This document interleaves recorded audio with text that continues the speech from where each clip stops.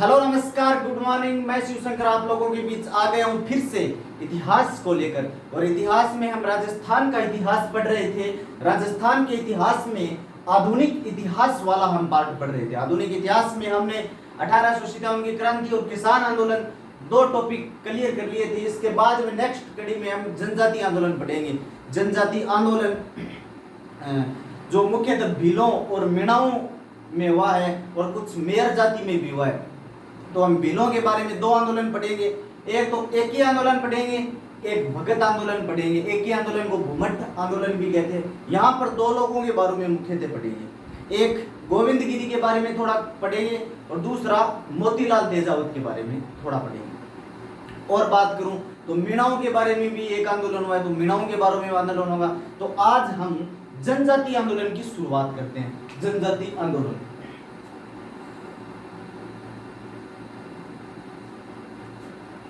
जनजातीय आंदोलन और जनजातीय आंदोलन में मुख्यतः तीन आंदोलन पढ़ेंगे। एक पढ़ेंगे भगत आंदोलन,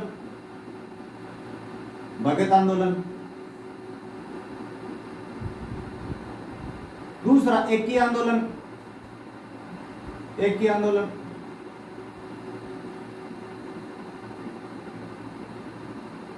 और एक मीणा जनजाति का विद्रोह।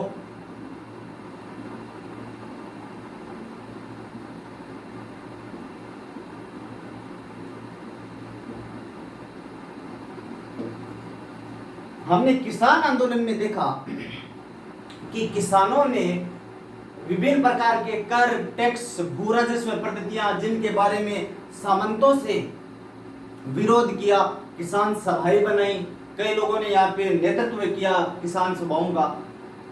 कई जगह समझौता हुआ, कर माफ किए गए। लेकिन भील तो सारे किसान नहीं थे, खेती जरूर करते थे भील थोड़ी बहुत। लेकिन भीलों का जो मुख्य काम था वो काम था अपना लड़ाई करना। और भील मुख्यतः कहाँ पाए जाते थे? राजस्थान में मेवाड़ और वागड़ क्षेत्र में। मेवाड़ प्लस वागड़ क्षेत्र में पाए जाते थे भील, जिसका शाब्दिक अर्थ होता है वनपुत्र। कर्नल जेम्स टोड ने इन्हें वनपुत्र कहा है, जिसका अर्थ होता है तीर चलाने वाला। भील हम जब राजस्थान में मेवाड़ वंश पढ़ते हैं तो मेवाड़ वंश में हम देखते हैं कि जो भील थे वहां पे वो महाराणा की सेनाओं में शामिल थे। अर्थात भीलों का काम था युद्ध लड़ना। और बात करूं तो भील सेना में शामिल थे। तो जब भील सेना में शामिल थे तो आखिर वो कौन से कारण थे जिन्हें भीलों को विरोध करने के लिए मजबूर कर दिया, अर्थात विद्रोह करने के लिए प्रशासन का मजबूर कर दिया? तो हम उसके बाद में पढ़ते हैं 1857 की क्रांति। 1857 की क्रांति में हमने संधि पढ़ी, एक संधि पढ़ी। अब मैं बात करता हूं प्रमुख कारणों की, क्या कि कौन से कारण है जिनके कारण। तो हमने पढ़ा 1817-18 की संधि। 1817-18 की संधि के बाद भील क्या हुए? बेरोजगार। भील बेरोजगार हो गए। क्यों हो गए भाई? देखो, मैंने आप लोगों को बताया कि 1817-18 में अंग्रेजों ने रियासत के साथ संधि कर ली थी और रियासत की दो प्रकार की जवाबदारी ले ली थी। एक जवाबदारी सुरक्षा की जवाबदारी ले ली थी, चूंकि दूसरी जवाबदारी थी विदेशी मामले, जो बाहर के मामले थे। और यहाँ पर प्रभाव जमाने के लिए अपने एक बंदे को रख दिया था जिसका नाम था पॉलिटिकल एजेंट। रियासत के सारे काम पॉलिटिकल एजेंट देखने लगा। और सुरक्षा की जब जवाबदारी अंग्रेजी सेना अर्थात ईस्ट इंडिया कंपनी ले लेती है तो रियासत में अब युद्ध करने का काम भी अंग्रेज करेंगे। और जब युद्ध करने का काम अंग्रेज करेंगे तो भील बेरोजगार हो गए। भीलों की जरूरत नहीं थी मेवाड़ को। तो मेवाड़ को जरूरत जब भीलों की नहीं थी, मेवाड़, मारवाड़ किसी भी क्षेत्र में जब युद्ध लड़ने का काम अंग्रेज करने लगे। जब हम देखते हैं कि इन संधियों के बाद में लड़ाइयां नहीं हुई राजस्थान में अंग्रेज आने के बाद। क्यों नहीं हुई? क्योंकि अंग्रेज समझौता कर लेते थे आपस में, इसलिए सुरक्षा की जवाबदारी अंग्रेज ले लिया करते थे उन संधि के तहत। तो इसके बाद भील क्या हो गए? बेरोजगार। भीलों की आवश्यकता नहीं रही। दूसरी बात और मैं करूं भीलों का जो मुख्य होता था वो होता था गमेती, और गमेती यहाँ पे क्या करता था, दो कर लेता था। एक कर का नाम है बोलाई कर, बोलाई कर, और दूसरे कर का नाम है रखवाली कर या रुखाली कर। ये दो कर लिया करता था भीलों का मुखिया। तो क्या हुआ, बोलाई कर क्या होता था, बोलाई कर को हम एक प्रकार से राजमार्ग कर भी कह सकते हैं। राजमार्ग कर जो भी व्यक्ति इंसान भीलों के गांव से होकर गुजरता था, अर्थात जिस गांव से होकर गुजरता था, तो भीलों का जो मुखिया होता था गमेती, वह उनसे क्या लेता था, बोलाई कर, कुछ पैसे ले लिया करता था, तो उसे बोलाई कर कहते थे। ठीक है, और मैं बात करूं रुखवाड़ी कर, तो भील जब गांव की रक्षा करते थे, गांव की रक्षा में कर लिया ले लिया करते थे बोलाई कर, गांव की रक्षा में। जैसे मैंने बताया बेगार प्रथा, बेगार प्रथा का क्या अर्थ था कि किसानों से काम करवा लेते थे लेकिन पैसे नहीं देते थे। यहां पर भील जब गांव में काम करने ले जाते थे तो उनसे कर ले लिया करते थे, कौन सा, रुखवाली कर। ये दोनों कर भाई समाप्त कर दिए, और समाप्त करने वाला व्यक्ति कौन, colonel James Tod. Colonel Tod ने ये कर क्या कर दिए, समाप्त कर दिए। तो बिलों में रोष व्याप्त था कि यार हमारे कर कैसे समाप्त कर दिए लोगों ने। दूसरी बात, पहले से वीर बेरोजगार थे। जब भीलों ने इस प्रकार से इन करों का विरोध किया तो भीलों को कंट्रोल करने के लिए प्रशासन ने 1841 में मेवाड़ भील कोर की स्थापना कर दी। एमबीसी अर्थात मेवाड़ भील कोर किसके समय हुई थी, सरदार सिंह के समय, सरदार सिंह के समय। अरे मुख्यालय कहाँ एमबीसी का, खेरवाड़ा उदयपुर, खेरवाड़ा उदयपुर। और ये क्यों बनाई थी, बिलों को नियंत्रित करने के लिए, बिलों को नियंत्रित करने के लिए।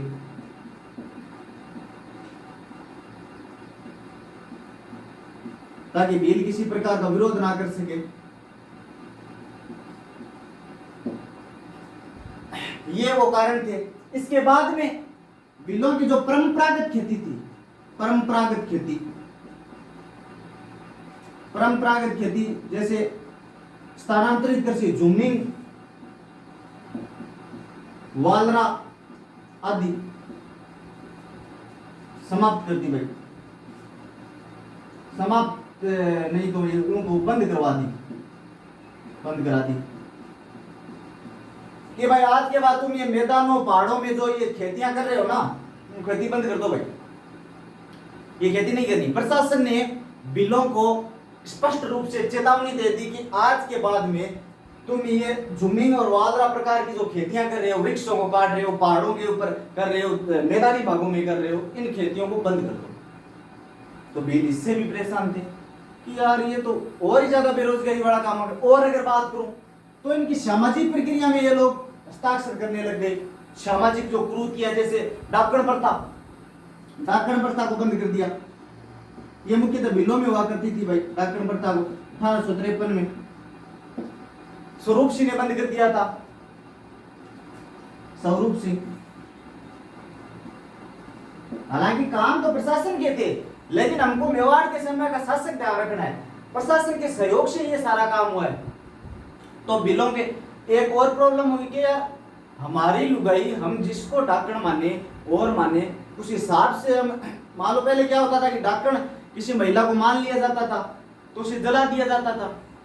तो प्रशासन ने उसको ये बोल के, तो भील बेचारे मूर्ख थे उस प्रकार से कि भाई इतने पढ़े लिखे नहीं थे, असाक्षर थे, तो उन्हें लगा कि ये चीजें हमारी सामाजिक जो है उसके परंपरा के खिलाफ है। तो उन्हें लगा कि हमारी सामाजिक परंपरा में ये लोग दखलबाजी कर रहे हैं, तो बिलों ने इसका भी विरोध किया। और अगर मैं बात करूं तो तंबाकू अफीम पे चुंगी कर लगा दिया था, तंबाकू अफीम पर चुंगी कर लगा दिया था, तंबाकू और अफीम पर चुंगी कर लगा दिया था। और मैं बात करूं तो भील वृक्ष था बिलों का एक पवित्र महुआ, महुआ से भील शराब बनाते थे। महुआ से शराब पर पाबंदी कि भाई आज के बाद महुआ से शराब नहीं बनाओगे भाई, सीधी बात ये है। तो ये तमाम जो कारण थे जिनसे परेशान कौन थे? भील थे। और भीलों ने इन तमाम मांगों को लेकर विरोध करना शुरू किया, लेकिन उन्हें बेचारों को नेतृत्व नहीं मिला, अच्छी लीडरशिप नहीं मिली, जिसके कारण भीलों का ये जो आंदोलन है वो सफल नहीं हो सका। लेकिन कुछ समय बाद में नेतृत्व इनको मिला। एक ये कारण ध्यान रख लेना भाई, संधि के बाद में पहला कारण भील बेरोजगार हो गए, बोलाई रखवाली कर दो, चौथा एमपीसी की स्थापना हो गई, पांचवा परंपरागत खेती, छठा डाकन प्रथा, सातवां तंबाकू अफीम पर चुंगी कर, और महुआ से शराब पर पाबंदी। अगर प्रश्न पूछा जाए कि निम्न में से कौन से कारण भीलों को के विरोध के नहीं थे, तो सारे कारण ध्यान रख लेना। या फिर लिखने का बोले तो निम्न में से भीलों में विद्रोह होने के कारण बताओ, तो ये सभी कारण भीलों में विरोध होने के। कुछ समय तक भीलों को नहीं मिला, नेतृत्व नहीं मिला, लेकिन 1858 के बाद में जब गोविंद गिरी का जन्म होता है, इनको नेतृत्व मिलता है एक व्यक्ति का।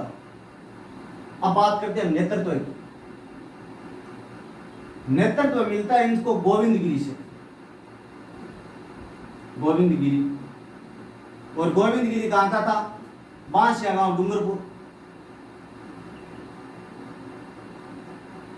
बांसिया गांव, डूंगरपुर। और गोविंद गिरी का जन्म हुआ था 1858।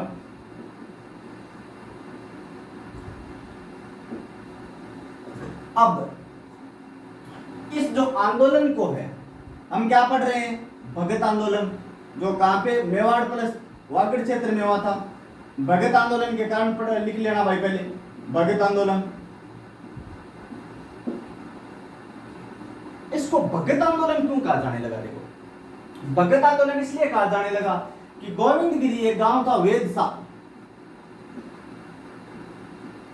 वेदसा गांव में गोविंद गिरी क्या लगाता था? धूनी, धूनी लगाता था। और धूनी पे जितने भी भील अनुयायी थे आते थे, भील अनुयायी, गोविंद गिरी के जो भील अनुयायी थे, इनको कहा जाने लगा भगत। और फिर गोविंद गिरी ने एक पंथ भी स्टार्ट कर दिया भाई, भगत पंथ। भगत पंथ शुरुआत। तो गोविंद गिरी जो कि भीलों में सर्वप्रथम जन जागृति का काम करता है, भीलों में सर्वप्रथम जन जागृति का काम करने वाला कोई व्यक्ति था तो कौन था? गोविंद गिरी। सर्वप्रथम जन जागृति, जन जागृति भीलों में। तो भीलों में सर्वप्रथम जन जागृति का काम करने वाला व्यक्ति कौन था? गोविंद गिरी। इसके बाद में हम मोतीलाल तेजावत पढ़ते हैं, मीणाओं में मुनि मगन सागर पढ़ते हैं, ठीक उसी प्रकार। अब चूंकि गोविंद गिरी जब कुछ समय बाद में ये पंथ स्टार्ट करता है धूनी नामक स्थान पर, तो वो देखता है कि भीलों में आपस के अंदर भी क्या नहीं है? संपत्ति नहीं। आपस में भी कई बार उनकी लड़ाइयां हो जाती है। तो गोविंद गिरी ने सन 1883 में एक सभा स्टार्ट कर दी, संप सभा। संप सभा की स्थापना करी, संप सभा, जो भीलों की क्या थी? एक प्रकार से भीलों का संगठन मान लो भाई, भीलों का एक संगठन, भीलों का संगठन कह सकते हो आप, इसको ऑर्गेनाइजेशन कह सकते हो। तो भीलों को सम्मेलन में एक जगह एकत्रित करने के लिए गोविंद गिरी ने संप सभा की स्थापना की। 1903 में संप सभा का अधिवेशन हुआ, फर्स्ट अधिवेशन, प्रथम अधिवेशन, प्रथम अधिवेशन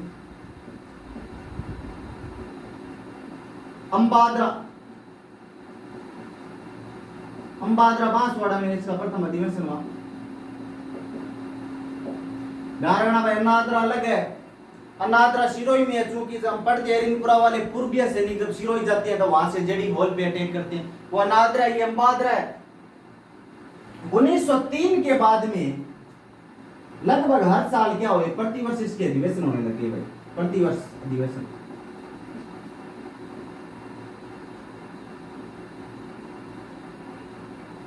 उन्नीस 1903 के बाद में प्रतिवर्ष संप सभा के अधिवेशन होने लगे। मेवाड़ और वागड़ क्षेत्र के जो भील हैं वो एकत्रित होने लगे, बड़े सम्मेलन होने लगे। तो प्रशासन को डर लगने लगा। प्रशासन को लगा कि यार भीलों को एकत्रित करने वाला व्यक्ति कौन है, जो भीलों को हमारे प्रति भड़का रहा है, उन्हें अपने अधिकारों के बारे में जागृति ला रहा है। अब भील जब जागृत हो जाएंगे तो भील ऐसे निडर जाती है, लड़ाकू जाती है, तो भील तो ऐसे ही नहीं दबने वाले। तो उन्हें लगा कि यार ये गोविंदगिरी काम खराब कर रहा है। कौन काम खराब कर रहा है? गोविंदगिरी। और गोविंदगिरी पे क्या बना? दबाव बना। दबाव बनते 1908 में गोविंदगिरी यहां से कहां चले गए? इधर चले गए। गोविंदगिरी को लगा कि यार हो सकता है ये प्रशासन हमको बंदी बना ले, और गोविंदगिरी पे ज्यादा दबाव बढ़ा कि आप यहाँ पे नहीं दिखना। 2 साल तक गोविंदगिरी इधर विजयनगर गुजरात के क्षेत्रों में घूमते रहे। वहां पे भी जो हमारे टच एरिया डूंगरपुर बांसवाड़ा का या फिर उदयपुर का, सिरोही, इस प्रकार जालोर के जो क्षेत्र है हमारे गुजरात के नजदीक लगते हुए, तो वहां पे भी ये जो जाति है भील जाति पाई जाती है। वहां पे भी गोविंदगिरी ने यही काम किया, भीलों को संगठित करने का, वहां पे लोगों को बताने का। और लगभग 2 साल बाद में गोविंदगिरी वापस आ गया। 1910 में वापस आ गया। वापस आके गोविंदगिरी ने 33 मांगे रखी भाई, 33 मांगे रखी, भील पंचायतें बनाई।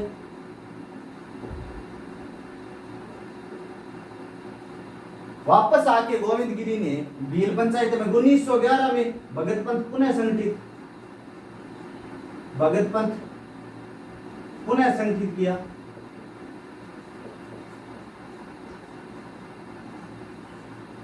ये काम गोविंदगिरी ने वापस आकर किया। 1910 में वापस आया, 33 मांगे रखी, भील पंचायतें बनाई, 1911 में भगत पंथ को पुनः संगठित किया। लेकिन जब गोविंदगिरी को लगा कि यार इनसे भी काम नहीं चलने वाला, तो गोविंदगिरी ने ऐलान किया कि 17 नवंबर 1913 को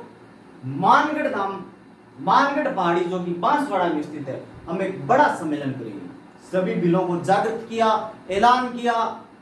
भीलों में वो नगाड़ा बजाते हैं, उस नगाड़े के से भील सब सारे गांव के एकत्रित हो जाते हैं। उन्होंने सबको बोला कि मानगढ़ पहाड़ी पे हम एक बड़ा सम्मेलन करेंगे। नवंबर की 17 तारीख 1913 भीलों का, और कुछ भील तो बेचारे ऐसे ही साथ में आ जाते थे, और भीलों के कहीं पे भी जाते थे तो अपने तीर कमान इस प्रकार के मारने के हथियार जो साथ ले जाते थे, तब भील साथ ले जा रहे थे अपने हथियार। 17 नवंबर को इकट्ठे हो रहे थे। तो पहले मैं इसको मिटा देता हूँ। तो कुछ लोग क्या है कि उन्हें पूछ लेते हैं, जैसे हमारे आज नहीं पूछते क्या कि भाई कहाँ जा रहे हो आज सारे इकट्ठे होकर। तो भीलों ने कहा कि हम तो आज के बाद में क्या बनाएंगे, इसको भील प्रदेश बनाएंगे, इस राजपूतानों को क्या बनाएंगे, भील प्रदेश बनाएंगे। तो प्रशासन को लगा कि यार सारे भील एक जगह इकट्ठे होके, और वो भी हथियारों के साथ, तो कुछ गलत काम ना कर दे। तो प्रशासन ने वहां पे एक बंदे को भेजा, वहां पे एक पुलिस अधिकारी को भेजा, 2 को भेजा, एक को 2 लोगों ने मार दिया भीलों ने। तो वहां पे फिर प्रशासन आया और गोलीबारी कर दी उन लोगों ने। 17 नवंबर लिखना भाई, 17 नवंबर 1913 तारीख याद रख लेना, पूछी हुई है। मानगढ़ पहाड़ी,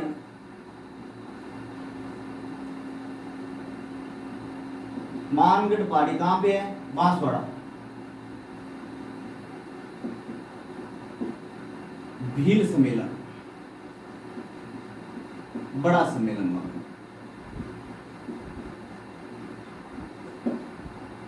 17 नवंबर 1913 को मानगढ़ पहाड़ी में बांसवाड़ा, बुलाने वाला व्यक्ति कौन? गोविंदगिरी। प्लस पुंजाधीर जी।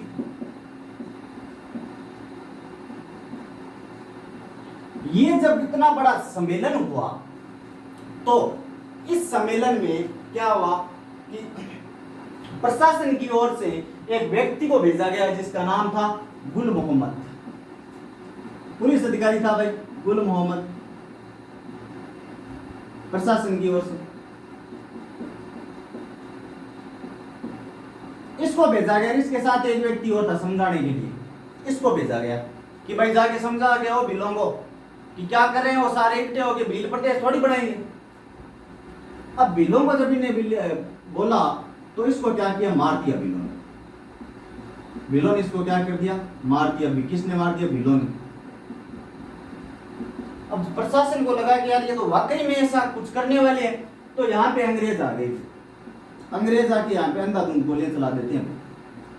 अंग्रेजों द्वारा गोलीबारी होती है और लगभग यहाँ पे 1500 भील मारे जाते हैं। 1500 भील शहीद हो जाते हैं। 1500 भील यहाँ पे शहीद हो जाते हैं और इसको फिर उपनाम दे दिया जाता है राजस्थान का जलियांवाला बाग। राजस्थान का जलियांवाला बाग, जलियांवाला बाग। ध्यान रखना, निम्बू चाणक्य और महात्मा गांधी ने राजस्थान के जलियांवाला बाग से भी विभत्स बताया जाता, दोहरी डायरीशाही का नाम दिया है इसको। राजस्थान का जलियांवाला बाग कहते हैं भाई, बाग हत्याकांड। इसका और उसका नाम अलग है, इसकी तुलना की गई और उसको उससे भी विभत्स बताया। और क्या हुआ, और इन दोनों को कर लिया गया गिरफ्तार।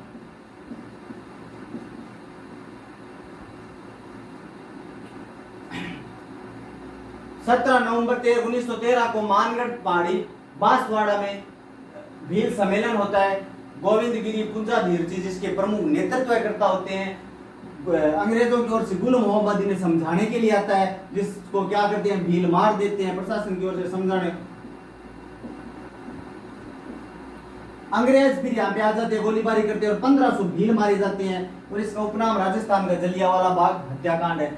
गोविंद गिरी और पुंजाधीर जी को गिरफ्तार कर लिया जाता है और गोविंद गिरी को हैदराबाद जेल में 20 साल की सजा दे दी जाती है। हैदराबाद जेल में 20 साल की सजा, 20 साल की सजा दे दी जाती है। लेकिन गोविंद गिरी का व्यवहार अच्छा था, वहां पे लोगों से मिलना जुलना। गोविंद गिरी को एक शर्त पे छोड़ दिया गया कि आज के बाद तुम राजस्थान नहीं होगे, पहली बात। दूसरी बात, भीलों का कोई भी प्रकार से तुम सम्मेलन नहीं बनाओगे। गोविंद गिरी ने कहा ठीक है साहब, छोड़ो, सही कैसे भी करके पीछा